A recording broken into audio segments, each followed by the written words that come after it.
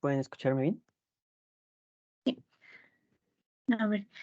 Buenas noches, vamos a comenzar nuestra asesoría de hoy. Está con nosotros William Yair, él es estudiante del quinto semestre de la licenciatura de médico cirujano y vamos a ver hipotálamo y sistema límbico. Recuerden que pues sus preguntas al final de la asesoría y cuando gustes pues comenzar, William. Sí. Bueno, buenas noches. Como dijo mi compañera, voy a estar dándoles el tema de hipotálamo y sistema límbico, un tema muy breve, pero que es importante pues que conozcamos y que más que nada nos llevemos los puntos clave de este, ¿no? Ya. Como primero, bueno, este va a ser el temario, como pueden ver es el capítulo del Guyton, dividido en esas partes, pero nos vamos a enfocar pues en las cosas que es más importante que sepan y que podrían preguntarles en el examen, ¿no? Ahora, primero, vamos a hablar de lo que son los sistemas activadores impulsores del encéfalo.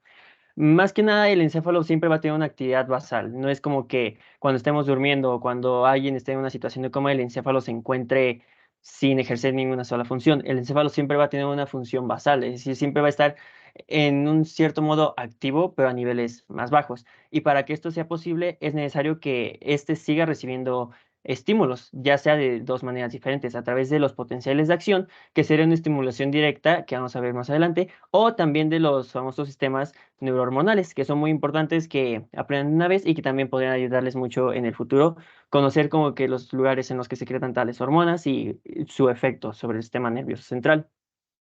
En cuanto a las señales excitadoras, estas van a ser continuas y van a proceder principalmente de las señales sensitivas. Siempre vamos a necesitar de señales sensitivas, ya sea de cualquier tipo de dolor, temperatura, presión, y para que éstas puedan llegar a lo que se conoce como el área facilitadora bulborreticular, que como su nombre dice, esta se va a encontrar a nivel de lo que podría ser la protuberancia, el bulbo raquídeo y parte del mesencéfalo. Esta área va a ser importante, ya que al recibir estas señales sensitivas de la periferia, esta a la vez va a enviar señales potencializadoras a la corteza cerebral.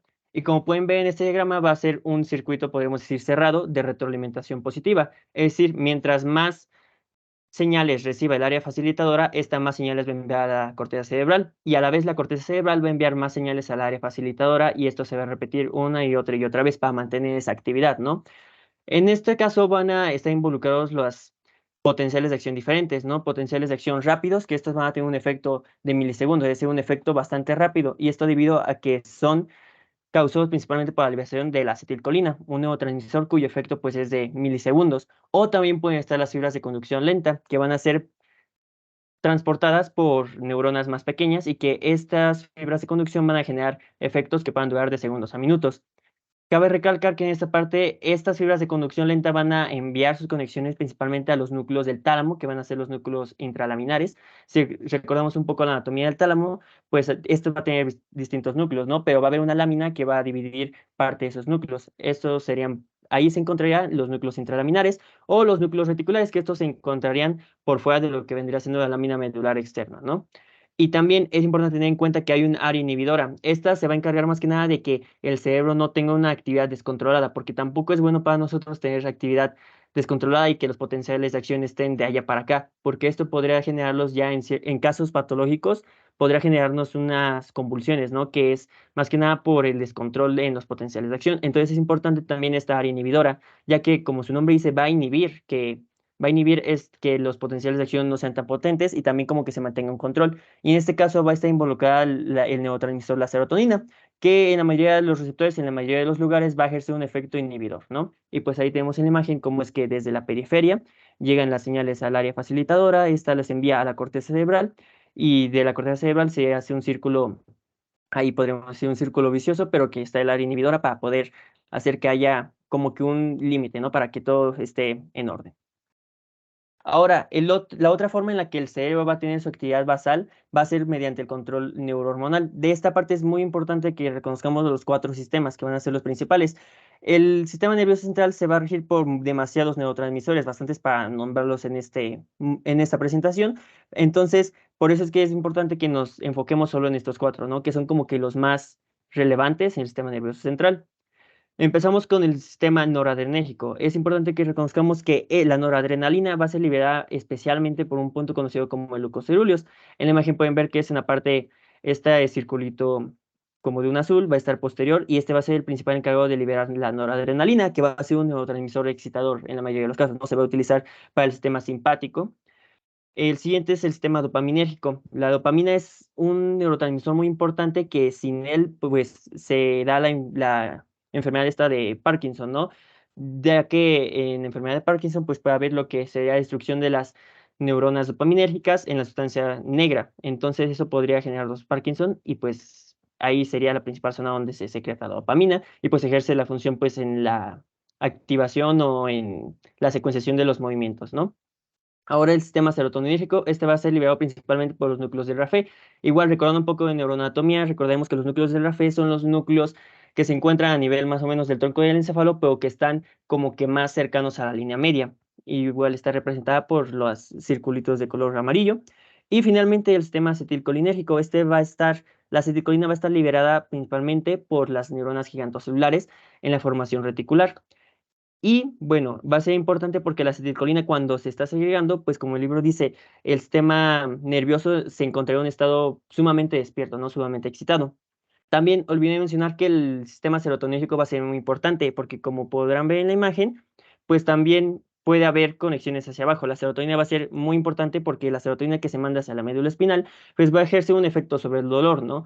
Al producirse serotonina, este va a inhibir la producción de la sustancia P. La sustancia P es un neurotransmisor o uno de los muchos que se emplean para el dolor. Entonces, al inhibir la sustancia P, en cierta forma estaríamos disminuyendo el umbral de dolor y a la misma vez, pues disminuyendo como que la persona o quien sea esté en un estado como que más relajado, ¿no? Como que no sienta tanto dolor, a diferencia de que si no hubiera serotonina. Ahora, hablando un poco más del sistema límbico, el sistema límbico, en resumen, en palabras muy cortas, podría ser ese componente que le da las emociones a todo lo que hacemos. No somos robots, los robots hacen sus acciones, pues si le dices como que levanta tal vaso, camina hacia adelante, da un paso, ellos van a hacer la acción, pero no va a tener ninguna conexión, ningún sentimiento emocional con ello. En tanto, nosotros los humanos, pues cuando hacemos las acciones, la mayoría de ellas vienen con una acción, ¿no? Con una emoción, disculpen. Por ejemplo, cuando tomamos uno de nuestros lápices favoritos, pues eso nos puede hacer sentir felices, ¿no? O por ejemplo, algo de la suerte para un examen o algo así, pues nos hace sentir como que más cómodos. O hacemos tales acciones como para evitar sentirnos nerviosos o para sentirnos más felices. Eso es lo que nos distingue, ¿no? Que el sistema límbico nos ayuda en esa parte de que nuestras acciones no sean solo eso, sino que estén acompañadas de emociones, ¿no? Y todo el comportamiento emocional. Y también el sistema límbico va a ser muy importante porque también va a ejercer funciones vegetativas. Un componente muy importante del que ya vamos a hablar en la otra diapositiva va a ser el hipotálamo, ya que este centro va a ser muy importante para regular muchísimas funciones vegetativas, funciones que son necesarias en el cuerpo para que éste se mantenga en equilibrio, ¿no? Como la temperatura corporal, la osmolalidad y los impulsos, ¿no? Los impulsos emocionales, impulsos sexuales, etcétera.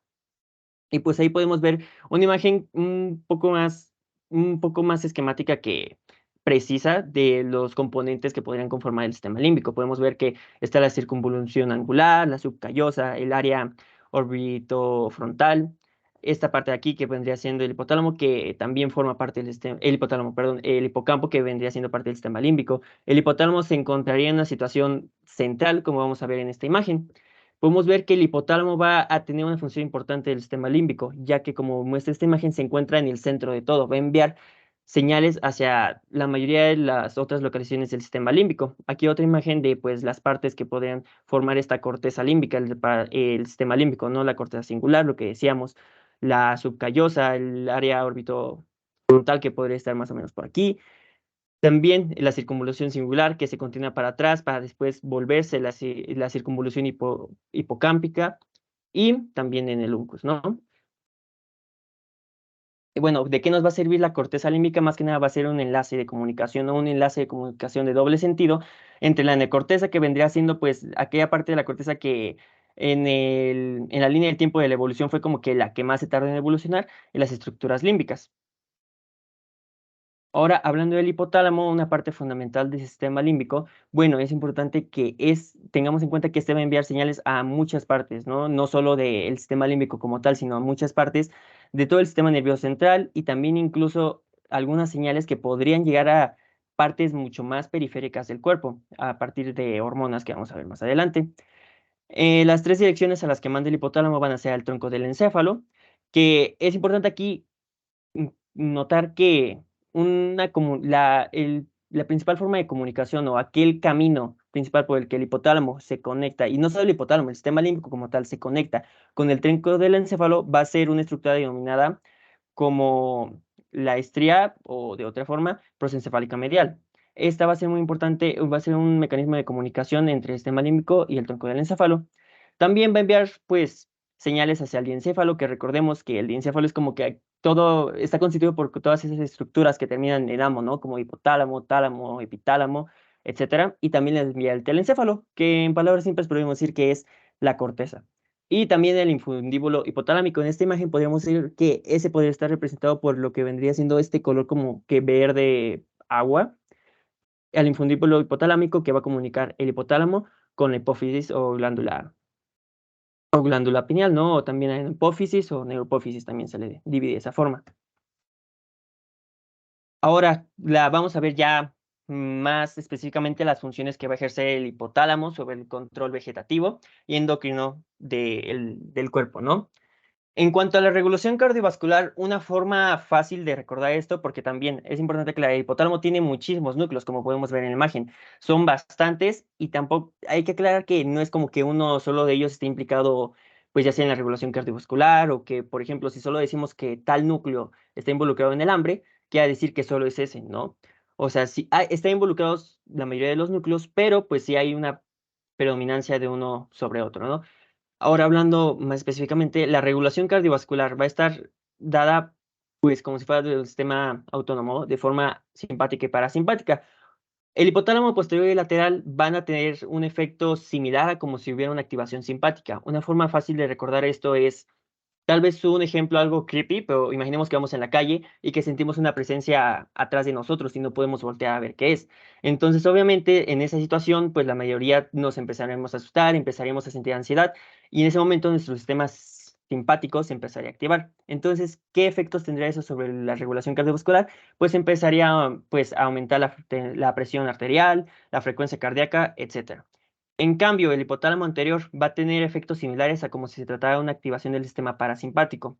El mismo ejemplo, imaginemos que ahora estamos caminando en la calle y vemos a alguien enfrente de nosotros y no hay nadie más, ¿no? Es como que vemos a esa persona enfrente, la conozcamos o no, pero ya nos genera un poquito más de tranquilidad el ver que alguien viene de enfrente, ¿no? Y es la única persona, es como que, ok, ya sabemos que alguien viene, entonces no nos puede asustar.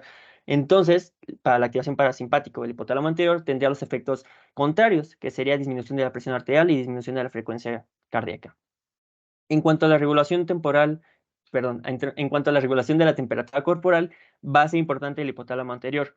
Este tema lo van a ver en fisiología 2, pero pues es importante que sepamos que el hipotálamo anterior es aquel que va a estar principalmente involucrado en la regulación de la temperatura corporal, ya que, por ejemplo, en ocasiones cuando hace mucho calor, el cuerpo tiene que liberar calor. ¿Y cómo lo libera? En forma de sudor. O en otros casos en los que haga mucho frío, pues el cuerpo lo que menos quiere es perder ese calor. Entonces el hipotálamo, especialmente el hipotálamo anterior, va a estar involucrado en que, ok, estamos en una situación de mucho frío, entonces hay que cerrar todos los capilares que estén cercanos a la piel, también hay que hacer piloerección, también hay que hacer escalofríos, para que de una u otra forma el cuerpo mantenga ese calor corporal, pero a la vez también produzca un poco. Los escalofríos tienen esa función fisiológica de que nos hacen temblar y al momento de temblar, pues de cierta manera estamos contrayendo nuestros músculos y eso hace que estemos generando un poco de calor, lo que sería bueno, por ejemplo, en situaciones de mucho frío nos mantendría con vida un poco más de lo que nos mantendría si no tuviéramos esos reflejos, ¿no? Que son vegetativos y que son activados por el hipotálamo anterior en el hipotálamo, ¿no? Ahora, en cuanto a la regulación del agua, el principal estímulo va a ser el aumento de la osmolalidad. Recordemos que la osmolalidad, en palabras simples, vendría siendo como que la cantidad de solutos que se encuentra en cierta cantidad de líquidos, ¿no? La osmolalidad normal del cuerpo humano ronda entre los 280 milosmoles por litros. Hay estudios que dicen que entre 275 a 295 es el valor adecuado. Pero bueno, el aumento de esta osmolalidad, es decir, en una situación en la que estemos muy deshidratados, en la que no hayamos tomado agua suficiente, en la que estemos perdiendo demasiado agua por los riñones, en ese caso habría un aumento de la concentración de solutos con respecto al agua. Entonces, eso sería un aumento de la osmolalidad y no podemos estar en ese estado, ya que podría generarnos problemas. Por ejemplo, en otro ejemplo, la disminución de la osmolalidad haría que el agua que está fuera en el espacio extracelular tenga que ir hacia el intracelular y eso nos generaría un edema cerebral y muchos problemas patológicos, ¿no? Si es que no se tratan de la manera adecuada. Entonces, por eso es que tenemos que mantener la osmolaridad en niveles, pues, correctos, ¿no? Los cercanos a los 280 milosmoles por litro. Entonces, ¿cómo va a estar esta regulación del agua corporal? Van a estar involucrados dos núcleos del hipotálamo, los núcleos supraópticos y los núcleos paraventriculares. El libro menciona que va a ser principalmente aquellos núcleos supraópticos, ya que estos van a ser los que liberen en mayor cantidad lo que es pues la hormona adrenocorticótropa o también como hormona arginina vasopresina. Esta va a tener la función de que nos va a ayudar a que podamos disminuir la excreción de agua, ya que va a abrir canales de acuaporina 2 en el riñón y va a hacer que el agua que está pasando por todo el sistema renal, pues en cierta forma regrese, ¿no? Se esté reabsorbiendo y así no perdamos más agua y de esa forma no aumente todavía más la osmolaridad. También, bueno, los núcleos paraventriculares también tienen parte, porque hay que recalcar que los núcleos supraópticos y los núcleos paraventriculares, ambos van a sintetizar y excretar lo que va a ser la hormona adrenocorticótropa y la oxitocina, aunque obviamente en cantidades diferentes, ¿no? Una forma fácil que a mí yo empleo como para acordarme de cuál es el núcleo como que más hormona, ay, perdón, creo que me desconecté tantito. Ah, creo que dejo de presentar, permítanme.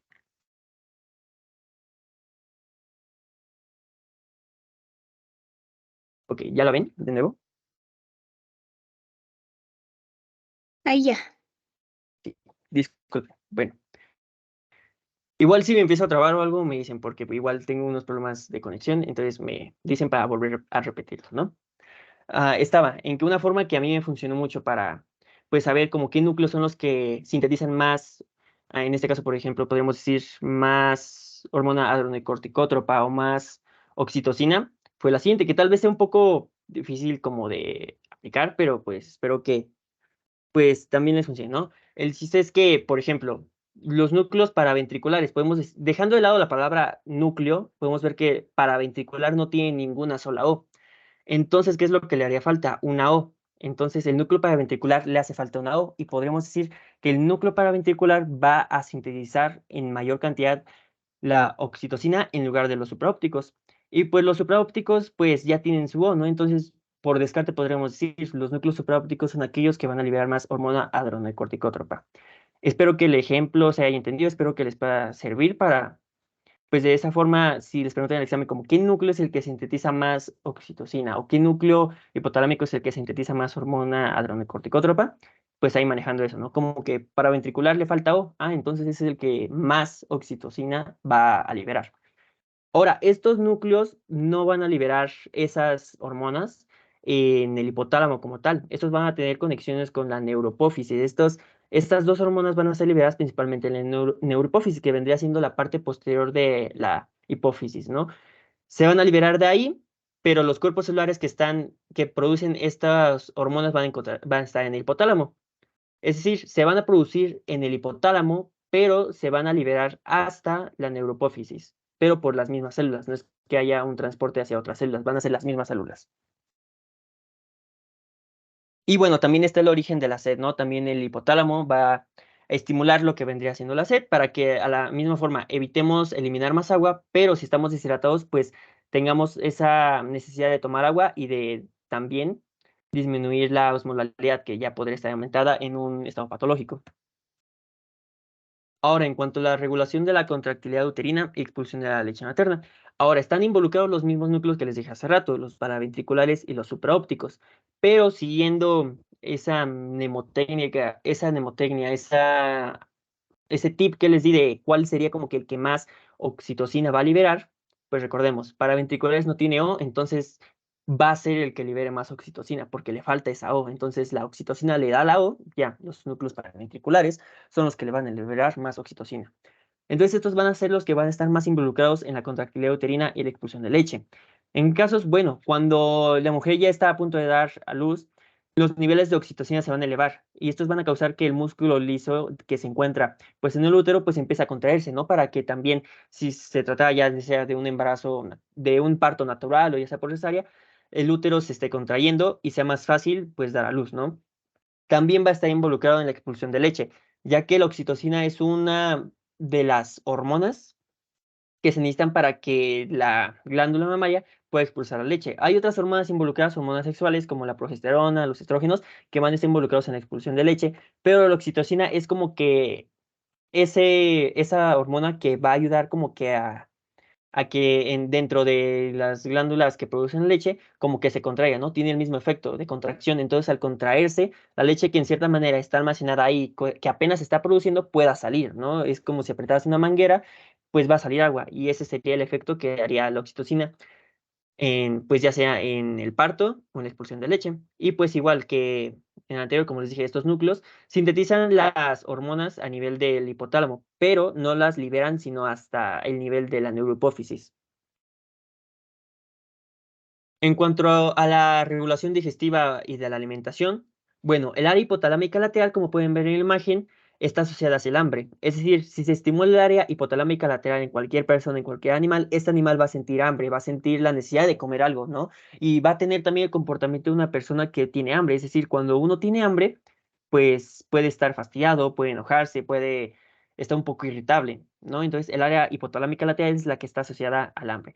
En un caso hipotético de que a una persona se le quitase el área hipotalámica lateral, podríamos decir que esta persona nunca va a comer o nunca va a sentir la necesidad de querer comer. Entonces podría generarnos un problema ahí de, pues sí, llegar a producir hasta desnutrición, ¿no?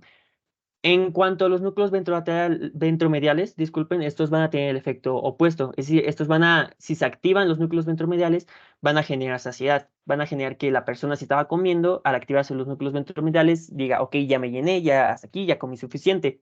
Igual van a tener los mismos efectos que cuando una persona está llena, ¿no? Los mismos efectos en el comportamiento. Es decir, cuando una persona acaba de comer, por ejemplo, su comida favorita o simplemente ya comió algo, es como que, ok, ya me siento más tranquila, ya me siento más alegre, ya siento que puedo continuar con la vida, ¿no? Entonces, ese sería los efectos en cuanto a la regulación digestiva. Y también van a estar involucrados otros núcleos, ¿no? Como el núcleo arcado, que también va a estar involucrado en el apetito.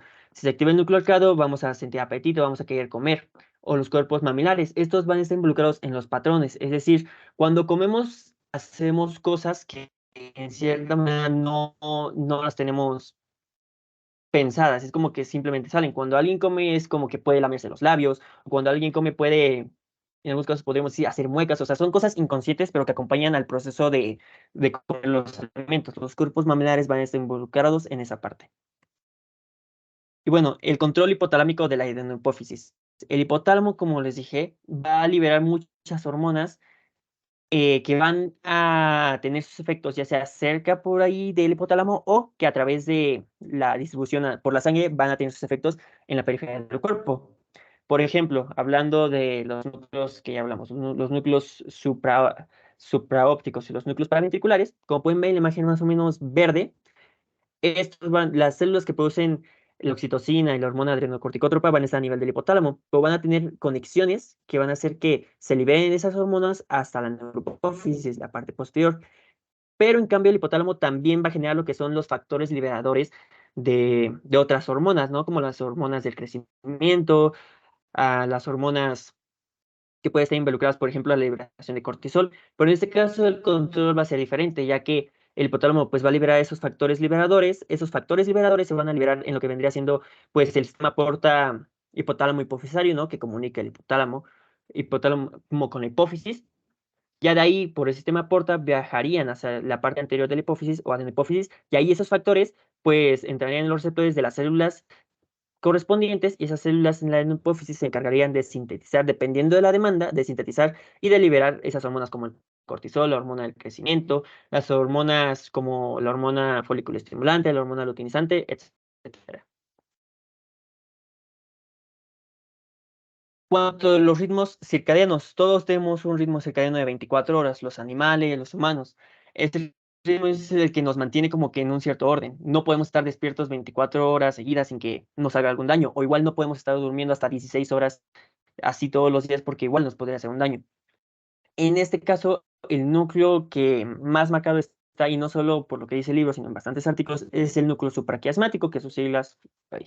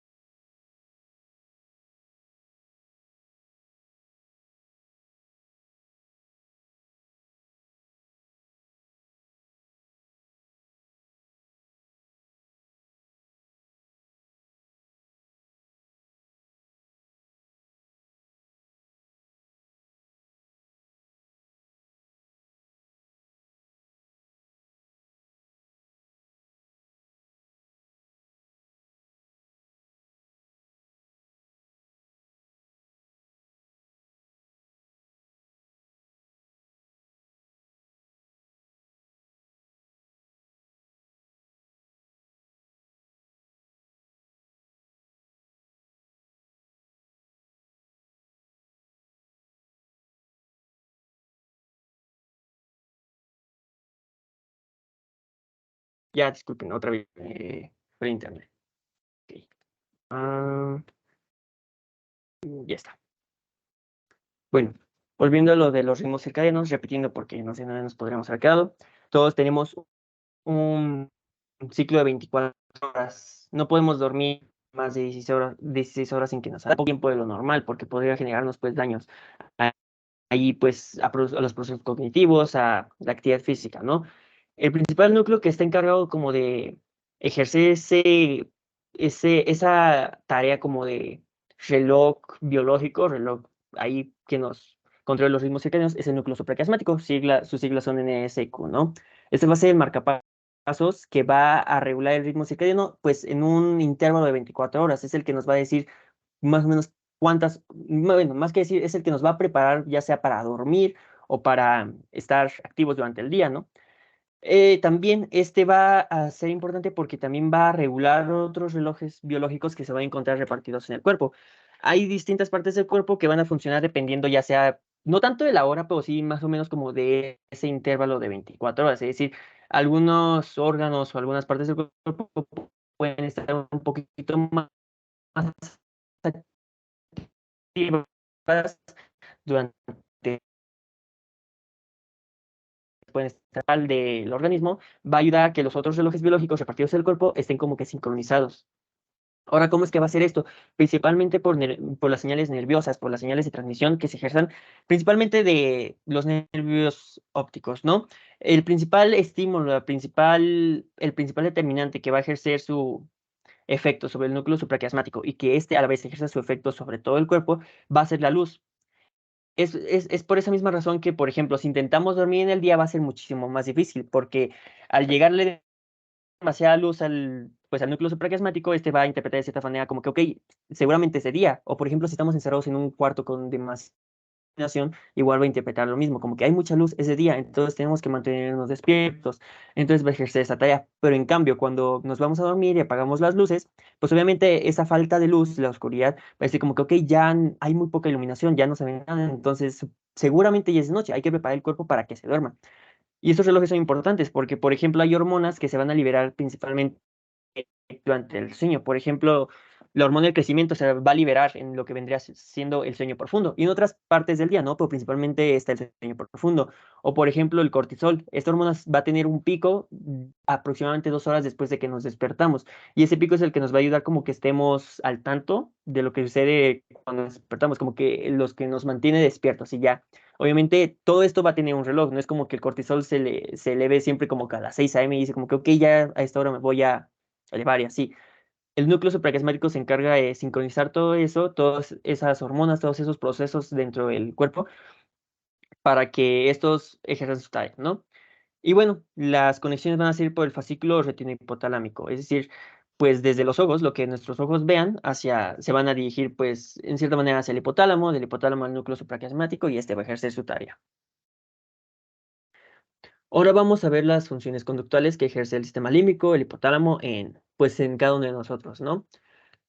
Como pueden ver en la imagen y como mencioné hace rato, por ejemplo, el hipotálamo lateral asociado con el estímulo de hambre va a generar que nosotros tengamos el comportamiento de hambre. Cuando una persona está hambriento, pongamos un animal salvaje está hambriento, ¿qué es lo que hace? Se pone violento, se pone irritable, se pone a la defensiva, busca la comida, ¿no? En especial los animales, al buscar comida, por ejemplo, los depredadores, pues se ponen agresivos, ¿no? Sacan sus garras, muestran los dientes. En cambio, el núcleo ventromedial involucrado con la saciedad, pues nos va a generar el mismo estado que cuando acabamos de comer. Nos va a generar tranquilidad, nos va a generar paz, felicidad. Incluso por esa misma razón de que nos genera paz es que cuando algunas personas terminan de comer, en cierta manera pueden llegar a sentir como que sueño. Dicen como que, ok, ya comí, siento un poco de sueño. Y es también la razón por la que otras personas llegan a tener pues las famosas siestas después de comer, ¿no? Las famosas siestas como para reponer energías. En cuanto a los núcleos periventriculares, estos van a estar asociados, como ven en la imagen, con aquellos comportamientos como de miedo, como de ansiedad, aquellos comportamientos que nos generen estar a la defensiva, que nos generen ansiedad, pánico, miedo, más que nada. Y también los impulsos sexuales, esos van a estar como que más difusos, los núcleos que pueden estar involucrados. Se dice que pueden ser todos, que pueden ser uno que otro, pero es muy difuso. Entonces, los impulsos sexuales es como que algo muy general del sistema límbico. Está involucrado no se sabe exactamente o si hay uno en específico, sino que es algo muy que está en varios núcleos, por lo cual no se puede definir uno solo, como en estos casos que podríamos decir como que son los que más trabajan, no son los únicos involucrados, sino como que el que más ejerce su tarea en esta parte. Ahora, un tema importante, la recompensa y el castigo. La recompensa es aquella sensación, ¿no?, que nos genera pues satisfacción. La recompensa y el castigo son sensaciones que en cierta manera nos controlan. Vamos a ver en la otra diapositiva que son importantes también para el aprendizaje, aunque no lo creamos, y también como para llevar nuestro día a día, ¿no? Cuando una persona o cuando un animal se le castiga, este empieza a adoptar comportamientos, hábitos respecto a ese castigo, ¿no? Es, por ejemplo, un niño, si a un niño lo regaña muy feo de pequeño porque, por ejemplo, aún no aprende a ir al baño, pues eso le puede generar comportamientos diferentes, ¿no? Por ejemplo, incluso podría generarle problemas en la etapa adulta, ya que, pues, al haber sido regañado por no haber podido ir al baño, pues eso le va a generar, pues, efectos negativos, ¿no? En algunos casos. Ahora, ¿qué núcleos o qué partes están más involucradas en lo que sería el sentimiento, la sensación de recompensa? En este caso vendría a ser el fascículo prosencefálico medial. Este fascículo prosencefálico medial, no recuerdo si lo mencioné anteriormente y si no lo vuelvo a decir, es un importante medio de conexión entre el sistema límbico como tal y el tronco del encéfalo. El sistema límbico va a enviar sus señales y, entre otras, al tronco del encéfalo por medio del fascículo prosencefálico medial, y este a su vez pues va a tener como que esa función de ayudarnos con la recompensa. Si se estimula, va a generarnos la sensación de recompensa, como cuando nos dan un premio, como cuando nos daban estrellitas en el kinder o en la primaria por hacer algo bien. También el núcleo ventromedial, el mismo núcleo que está involucrado en la saciedad, ¿no? La relajación podemos asociarla con esa recompensa. Cuando nos recompensan con algo, con un premio, ya sea con un juguete o algo, nos sentimos bien. Y también, en cierta manera, el hipotálamo lateral, esto podría ser algo contradictorio, porque podrían decir, me estás diciendo, hace rato me dijiste que el hipotálamo lateral está involucrado con el hambre, con el enojo. Entonces, ¿cómo es que puede ejercer una función de recompensa si son cosas muy contrarias? Bueno, pues, como les dije, no es como que los núcleos estén involucrados en una sola tarea, pueden ejercer muchas funciones. Cada núcleo ejerce funciones a distintas acciones que se llaman el sistema nervioso. Entonces, el hipotálamo lateral, pues también ha mostrado ser de estos que si se estimulan, pueden ejercer la recompensa, pero tiene la particularidad de que si el hipotálamo lateral se estimula a, podríamos decir, en un bajo nivel, pues puede generar recompensa, pero si el hipotálamo lateral se estimula a un nivel intenso, puede generar todo lo contrario, puede generar las sensaciones de castigo o de enojo, como las que vimos hace rato. En cuanto a qué partes del sistema nervioso central están involucradas con el castigo, van a ser la sustancia gris del mesencéfalo y las zonas periventriculares. Ahora también ahí está un asterisco de la represión de la ira. Estas dos emociones, recompensa y castigo, van a estar involucradas en lo que es la represión de la ira, ya que, pues, al tener recompensa, si nos sentimos recompensados, si nos da una recompensa al momento de estar enojados, pues obviamente como que el enojo se nos va a disminuir, ¿no? Entonces, ese es como que lo importante de esta parte, que la ira va a estar podemos ir directamente a, podemos decir a, ¿qué fue la palabra? La ira podría ser el resultado como de ese equilibrio entre recompensa y el castigo, más que nada de la recompensa. Ahora, también hay algo importante en cuanto a la recompensa y el castigo, que es la habituación frente al refuerzo. En palabras simples, en palabras para entender esto, y como menciona el libro también, dice, ¿no? Como que para que nosotros podamos aprender algo bien, debemos sentir o recompensa o castigo. En caso de que estemos, por ejemplo, estudiando algo y no sentimos ninguna de esas dos, es muy probable que eso que acabamos de estudiar se nos vaya a olvidar. En otro ejemplo, muy a grosso modo, podría ser, si no sentimos dolor al estudiar, entonces no vamos a aprender nada. Así de fácil. La recompensa y el castigo van a ejercer eso. ¿Y cuáles son los mecanismos involucrados en esto? Pues no se conocen con precisión. Pues sí se dice que si sientes recompensa o un castigo, pues ahí va a haber mecanismos en el cerebro que te ayuden como que a repetir lo que acabas de estudiar, ¿no? Te ayuden a repetir en el cerebro como que, ok, acabas de estudiar esto y sentiste enojo o miedo, sentiste como que te sentiste muy mal al momento de estudiar esto, entonces lo vas a recordar. Esa es la razón también por la que cuando hacemos una prueba y tenemos algunas preguntas malas, es que llegamos a recordar más fácilmente aquellas preguntas que tuvimos mal, porque pues en cierta forma nos hace pensar como que, ok, pude haber estudiado esta parte, me siento mal por no haber puesto esta pregunta bien, si fue muy fácil. Entonces también puede ser la razón por la que pues al tener algo mal o al tener algo bien, nos genere como que eso. Igual, en el caso de hacer algo bien, por ejemplo, cuando hacemos algo bien, aprendemos algo y lo hacemos muy bien y nos lo reconocen, se nos queda por mucho más tiempo. Entonces, esa es la razón. La recompensa y el castigo no solo están ahí para hacernos la vida más difícil o fácil en lo emocional, sino también en lo intelectual, en lo cognitivo. Y pues una frase, quien sabe de dolor, todo lo sabe. Por eso mismo de que si sentimos dolor, vamos a aprender las cosas. Tal vez no dolor así literal, pero sí sentir como que emociones fuertes al momento de estudiar nos va a ayudar como que a las cosas, a que las cosas se nos queden un poquito más. Ahora, funciones específicas, ya casi vamos a acabar, las funciones específicas del componente del sistema límbico. El sistema límbico, como dijimos hace rato, va a ser como que la asociación de nuestros comportamientos o nuestros movimientos con el comportamiento emocional. Como dijimos, cada acción que haces va a estar relacionada con una emoción o con un algo, ¿no? No es como que solo hagas las cosas por hacerlas, van a estar acompañadas de algo, de un factor emocional. Ahora otra parte, el hipocampo. Este es una parte del sistema límbico muy importante involucrada en lo que vendría siendo la cognición, ¿no? El aprendizaje. La principal comunicación del hipocampo con el sistema límbico va a ser por el fornix, y podemos ver que es esta imagen que se encuentra arriba de lo que vendría siendo el tálamo. Vemos que el hipocampo en cierta forma se continúa con el fornix hasta llegar pues a conectarse con el tálamo y ahí con otras estructuras. El hipocampo es una estructura que puede ser muy hiperexcitable, entonces esto nos podría ayudar para también el aprendizaje, aunque también podría ser malo, porque al ser muy hiperexcitable, como dijimos hace rato, si se sale de control todos los potenciales de acción, todas las conexiones eléctricas ahí en el cerebro, pues nos podría generar hasta convulsiones, ¿no? Y pues el hipocampo es importante en el aprendizaje. Tal vez algunos ya han visto esta película como si fuera la primera vez.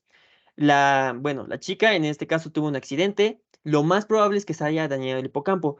¿Y cuáles serían los resultados de dañarse el hipocampo? Es que está involucrado en el aprendizaje, más que nada el aprendizaje a largo plazo, es que en este caso la chica pues vive su día a día, ¿no? Puede vivir las cosas de la misma forma, pero al día siguiente si conoció a alguien se le va a olvidar completamente. Entonces el hipocampo es importante para esa parte. Una persona a la que se le quita el hipocampo, por así decirlo, le va a ser muy difícil aprender información nueva. Le puedes decir una cosa y a los segundos, a los minutos te va a decir como que no recuerdo nada de lo que me acabas de decir. O si te dice, ok, ya entendí un tema, al minuto te va a decir como que "Ok, ya no lo entendí". Pero en cambio si va una persona con el hipocampo dañado, pues sí va a poder recordar aquellas memorias que formó antes de ese daño, ¿no? Es como que si le preguntas cuándo naciste, te va a decir la fecha bien, o si le preguntas cuándo conociste a tu mejor amigo, te va a decir también como que, lo conocí y te va a dar todos los detalles de antes, pero la información nueva que le es transmitida le va a ser muy difícil, pues, captarla, ¿no? Pasar de ese aprendizaje de corto plazo a largo plazo. Y finalmente la amígdala. Esta va a estar conectada con el tracto olfatorio. En animales tiene una función muy importante con lo que vendría siendo el olfato, pero en humanos como que esa función ya quedó opacada por las funciones que ahora ejerce pues en humanos, ¿no? Tiene funciones similares al hipotálamo, es decir, también funciones vegetativas, ahí ayuda el hipotálamo con las conexiones. Está involucrado en los movimientos involuntarios que pudiéramos llegar a tener, ¿no? En los patrones de ira, también en las actividades sexuales y información sobre el entorno. Como que la información que llega a la amígdala es importante para que ésta le informe al cerebro como que, oye, estamos, por ejemplo, no es literal, así le podría decir la amígdala al cerebro como que, oye, estamos en un lugar con mucha luz, estamos en un lugar abierto. Entonces, eso va a ayudar para que el sistema nervioso pueda decir, si estamos en tal lugar, podemos hacer estos comportamientos o podemos hacer dichos movimientos. Tenemos mucho espacio, podemos abrir los brazos y así, ¿no? Es como que la función que podría ejercer. Y también muy relacionada con las actividades sexuales. Por ejemplo, en personas en las que se llegara a dañar la amígdala o se llegara a retirar, se va a dar lo que es el síndrome de Kluver-Bucy. No sé si es la pronunciación correcta, pero pues, es Kluber-Bucy. En este caso, las personas con este síndrome, pues se van a caracterizar porque son personas muy curiosas, ¿no? Es como que todo les va a generar curiosidad, como si se tratara de niños de 5 años preguntando por cualquier cosa. Van a ser personas que, ya sea por la misma curiosidad, se van a querer meter cualquier objeto que encuentren en la boca y también masticarlo. Eso podría generar un problema. Y también son personas que la libido la van a tener muy alta, o sea, van a querer intentar ahí con cualquier cosa que se mueva, con cosas que no se muevan. Son personas así, aquellas que tienen el síndrome de Kluver-Bucy. Y pues en la imagen pueden ver la amígdala, ¿no? Que vendría siendo en color verde, como está en íntima relación con el hipocampo cómo se conecta a través de, del fornix al tálamo y pues a otras partes del sistema límbico. Ahora, bueno, sí. por mi parte sería todo. No sé si hay alguna pregunta y bueno, si hay alguna pregunta. Y si no la hay, en ese caso podremos continuar con las preguntas tipo examen para ver si se les quedó algo.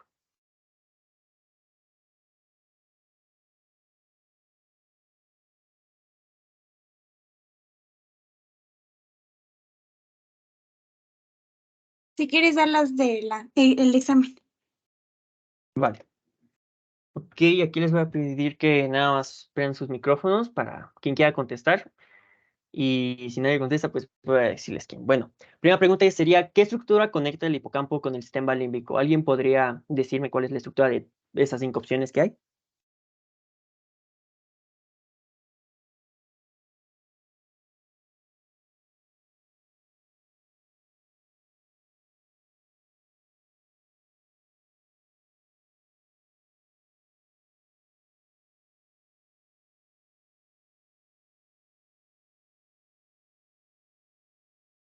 A ver, por ejemplo, Amairani.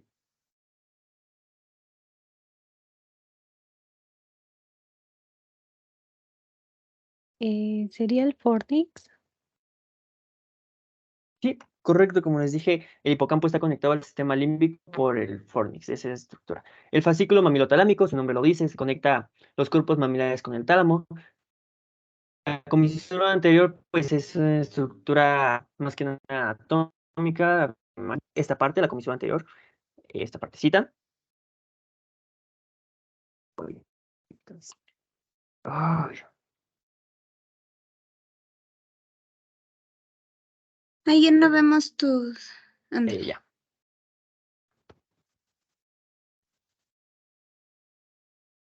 Ok. Aquí conecta, pues, yo le estaría dando la respuesta a otra, pero conecta el sistema límbico con el tronco del encéfalo. Y bueno, el fascículo arqueado que vendría siendo parte también como del fornix, ¿no? Pero a ver, bueno, siguiente pregunta. ¿A cuál de las siguientes déficits conducirán las lesiones bilaterales que afectan al hipotálamo ventromedial?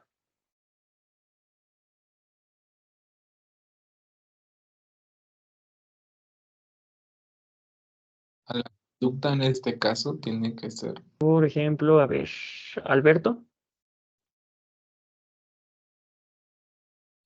sería donde dice ira y agresión. Exacto, sería la tendencia a comer en exceso, la ira y agresión y actividad. Por eso mismo de que si hubiera una lesión en el hipotálamo ventromedial, como dijimos anteriormente, este es el que se encarga como de mandar esa señal de saciedad. Entonces, si nunca tenemos esa saciedad, siempre vamos a querer comer y también siempre vamos a tener el comportamiento de que cuando tenemos hambre, siempre vamos a estar enojados o vamos a estar muy hiperactivos, ¿no? En un estado como de alerta. La siguiente, que es una vía importante de comunicación entre el sistema límbico y el tronco del encéfalo.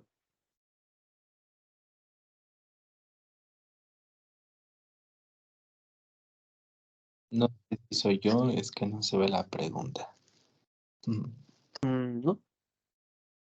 Vemos la Pueden primera, decirlo. la anterior.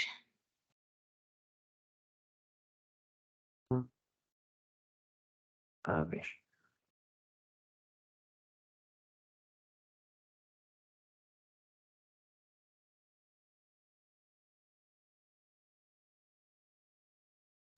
A ver, ¿se ve así?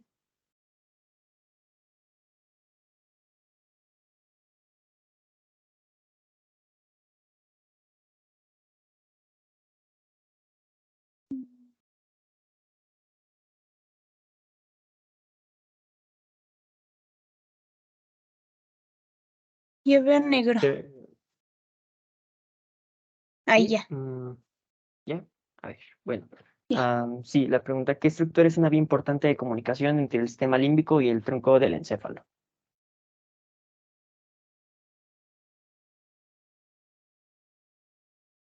Fascículo prosencefálico medial. Ajá, eso mismo, ya les había dicho la respuesta, pero muy bien, ahí está. Igual son las mismas estructuras, ya se las expliqué. En cambio, el Inducium grisum, ese no. El Inducium grisum es una pequeña capa de sustancia gris que va a recubrir el cuerpo calloso. Y eso sería como que todo. Igual no les van a preguntar eso, pero pues puede servirles que sepan qué es el inducium gricium o no, pero ahí está, ¿no? Ahora, ¿qué neurotransmisor liberan las neuronas situadas en el locus ceruleus en sus terminales sinápticas? Noradrenalina. Ajá, eso mismo, el locus ceruleus va a ser como que esa principal parte que va a liberar noradrenalina. La dopamina, pues no, ya dijimos cuál, porque creo que sí está en otra pregunta, entonces no voy a decir en dónde ahorita. El GABA, pues es como que más difuso, ¿no? Es como que hay partes del sistema nervioso central que van a liberar GABA, no es como que hay en una sola zona en específico. Acetilcolina y serotonina, igual, pues ya, sí está, digo, por si acaso. Ah, ¿ven la siguiente diapositiva?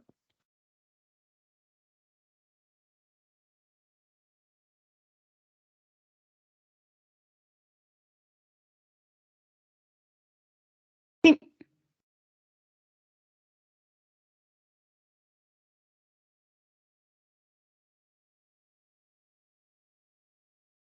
Sí se ve.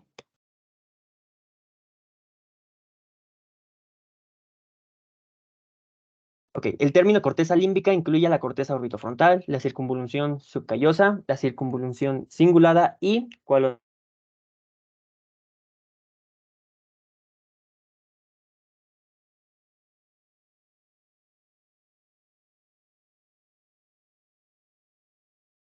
La poscentral. No, Es la tampoco, parahipocámpica. ajá, esa misma.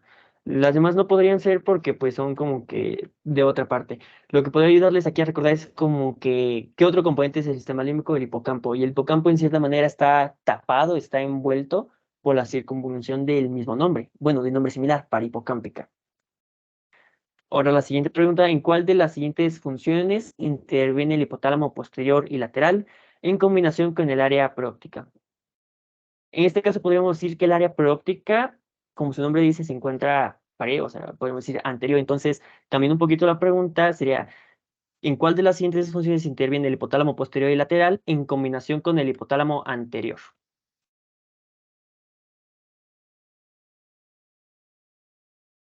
¿Es la señalización de ingesta del alimento? No, no podría ser ingesta de alimento porque los que están La C, involucrados más ¿no? que nada, sí está el lateral, pero el La C. ventromedial también. La C tampoco podría ser, porque como tal esos vendrían siendo los núcleos específicos, el supraóptico y el paraventricular. Acuérdense más o menos del ejemplo que les dije, de si sienten una presencia atrás de ustedes y no pueden ver, es como que, ok, se van a alarmar. En cambio, si ven esa persona, esa presencia enfrente de ustedes, se van a sentir un poco más relajados. Entonces, ¿qué efectos podría tener? Ya. Más o menos, o en qué Entonces, interviene. aumenta la ¿En cuál, de disculpa? la y frecuencia cardíaca. Ajá, sí, sí, sí, lo Ajá, dijiste. sí, en las funciones cardiovasculares. Acuérdense de esa parte. De hipotálamo posterior y lateral, si no puedo ver a alguien que está atrás de mí o a un lado, es como que me va a generar ansiedad. Pero si veo a esa persona enfrente de mí, es decir, hipotálamo anterior, pues me voy a sentir tranquilo, entonces me va a bajar la presión y todo eso. Entonces sí, funciones cardiovasculares. Siguiente, ¿qué neurotransmisor liberan las neuronas gigantocelulares de la formación reticular? ¿La dopamina? No, la dopamina, recordemos que se va a liberar principalmente en la sustancia negra. Es por eso que la enfermedad de Parkinson se da principalmente por la muerte de células dopaminérgicas en la sustancia negra.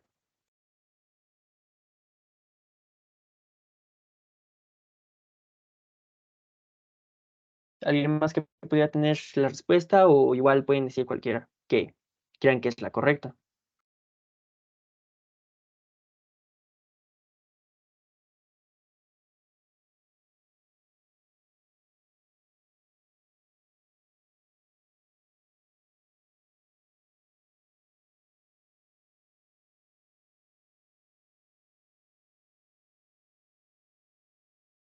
Por ejemplo, a ver, a ver, Giovanni, Giovanni Flores, sí. Sí, hola, perdón. Ay, tú ya, ¿verdad? Perdón. ¿O sí? Sí, ya contestaste hace rato, ¿no? No, contestó. Bueno, a ver, ¿cuál crees que podría ser? ¿Cuál es la parte o qué es lo que libera las neuronas gigantocelulares, principalmente?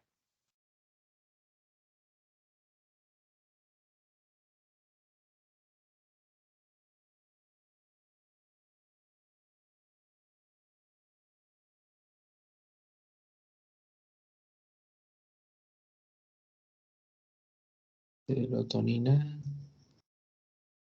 No, no podría ser. ¿Por qué? Porque creo que esta es ya la última pregunta de neurotransmisores, entonces les voy a explicar. Como ya mencionamos anteriormente, la noradrenalina va a ser principalmente por el locus ceruleus. La serotonina va a ser por los núcleos del RAFE, los núcleos que están más cercanos a la línea media en el tronco, a nivel del tronco del encéfalo. La dopamina por la sustancia negra, no involucrada con la enfermedad de Parkinson. El glutamato, pues va a ser un neurotransmisor como que más difuso. Ese lo descartamos, lo quitamos por descarte, y nos queda acetilcolina. La acetilcolina es la que se libera por las neuronas gigantocelulares. Algo que podría ayudarles a recordar esto es que cuando hay liberación de acetilcolina por neuronas gigantocelulares, hay una gran actividad del sistema nervioso, ¿no? Es como que está muy activo. Entonces, gran, giganto, empiezan con G, acetilcolina. Podría, en cierta forma, ayudarles esa parte. Siguiente, la estimulación del centro del castigo puede inhibir el centro de la recompensa, lo que demuestra que el miedo y el castigo pueden tener prioridad sobre el placer y la recompensa. ¿Cuál de los siguientes grupos celulares se considera el centro del castigo?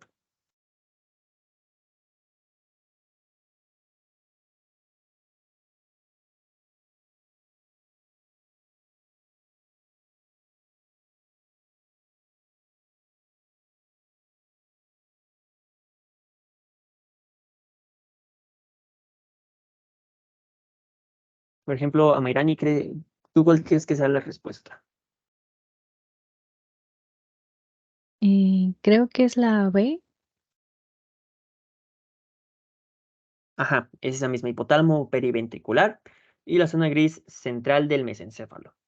Podemos relacionar el color gris de la zona gris con castigo, ¿no? El castigo es como que algo feo, entonces podríamos relacionarlo con esta parte, con el color gris. Con el núcleo periventricular, pues sería, pues recordar esa parte, ¿no? Pero sí, quedémonos con zona gris. El gris es un color triste, un color feo, entonces castigo. La siguiente. La ablación de qué componente del sistema límbico es, perdón, ahí me faltó, es la causa del síndrome de Kluver-Bucy.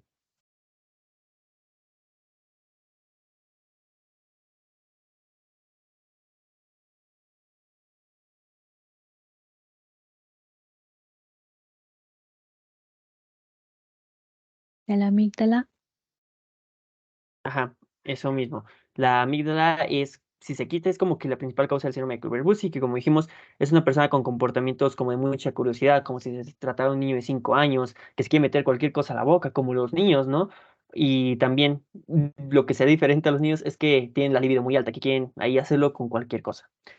Y ya para terminar, la lesión del siguiente componente del sistema límbico es causa de amnesia anterógrada. Tal vez este no lo dije como tal, no mencioné la palabra amnesia anterógrada, pero me imagino que ya podría más o menos decir qué componente podría estar relacionado con la amnesia anterógrada.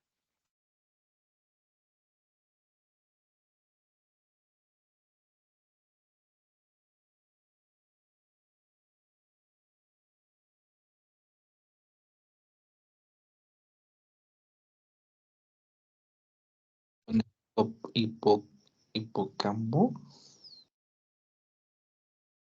Sí, sería el hipocampo, porque, bueno, amnesia anterógrada es aquellas personas que no pueden recordar lo que se les está enseñando apenas, como en el caso de la película que les mostré el ejemplo, aquella chica se dañó perdón, el hipocampo, entonces puede aprender las cosas, pero a los minutos se le van a olvidar y solo va a recordar lo del pasado. Y bueno, las demás no serían. Entonces, ya sería todo de mi parte. Espero que no hayan quedado dudas o si hay alguna, estoy aquí con todo gusto, les puedo ayudar. Perdón, Sí, veo Abani. que... Ujú. Sí, creo que habían comentado, bueno, en este caso que el hipocampo es como una parte en donde tenemos como una memoria, ah, así como que este centro de donde guarda toda la Ujú. información. Por eso la pregunta está ahí como que relacionada, ¿no? con el conocimiento, los datos, toda la información en este caso, ¿no? Ujú. Bueno, sí, como dices, es tal vez no un área que almacena información, la información se almacena pues en distintas partes del sistema nervioso central, ¿no? Pero el hipocampo sí está involucrado en esa parte como de convertir aquellos recuerdos desde la memoria a corto plazo a largo plazo. Es decir, si queremos aprender algo, que algo se nos quede ahí como de memoria, pues tiene que pasar obligatoriamente por el hipocampo. Podemos aprender cualquier cosa, pero si, por ejemplo, si aprendemos cómo amarrarnos las agujetas y esa información, en cierta manera, en una forma cómica, no pasa por el hipocampo, se nos va a olvidar los minutos. En cambio, si aprendemos ya sea, no sé, una contraseña y pasa por el hipocampo va a ejercer como que esa función de que se repita una y otra vez en el cerebro para que esa información, como lo que hacemos, ¿no? Si leemos un texto, se nos va a quedar. Entonces el hipocampo tiene esa función de repetir una y otra vez hasta que ese recuerdo se convierta, pues, información que puedas recuperar, información a largo plazo, que puedas recuperar después de mucho tiempo de haberla aprendido.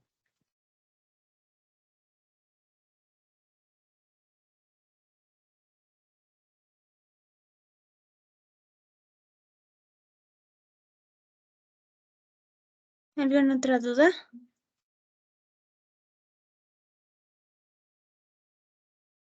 Ok, si no, pues muchas gracias. Gracias, William. Y gracias a todos. Descansen.